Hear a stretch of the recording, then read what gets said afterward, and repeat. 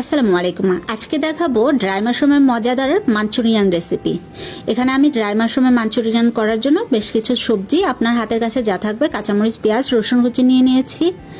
আর নিয়েছি dry mushroom. Dry মাশরুমটাকে ভালো করে ভিজিয়ে এটা ধুয়ে নিতে হবে।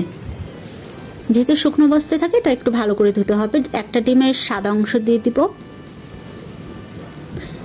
তারপর এটাকে গোলমরিচ, কর্নফ্লাওয়ার এবং শুকনো মরিচ মিশিয়ে মেখে নিব। একটু লবণ দিয়ে দিব। এখন থেকে মজার মজার মাশরুম রেসিপিগুলো সাইমন মাশরুম হেলথ ব্লগে আপনারা পেয়ে যাবেন। সো সাইমন মাশরুম হেলথ ব্লগটি আপনারা অবশ্যই ফলো দিয়ে রাখবেন মজার মজার রেসিপি পেতে। সাইড করে একটা সস বানিয়ে নিব।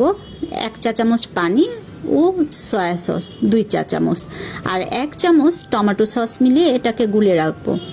এদিকে আমি আরেকটা প্যানের মধ্যে মাশরুমটাকে লালচে করে ভেজে নিব।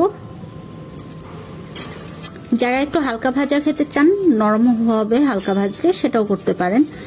আর চুলায় এখন আমি সবগুলো সবজি, রসুন কুচি সব কিছু মিলিয়ে ভেজে নিব। একটু পানি ছাড়লে এটার মধ্যে দিয়ে দেব সস, যে সসটা একটু আগে গুলে রেখেছিলাম। তারপর আমরা মাশরুমটা দিয়ে হালকা হালকা করে কর্নফ্লাওয়ার গুলে দিয়ে দিব এটার মধ্যে। ব্যাস রেডি। রুটি ফ্রাইড রাইসের সাথে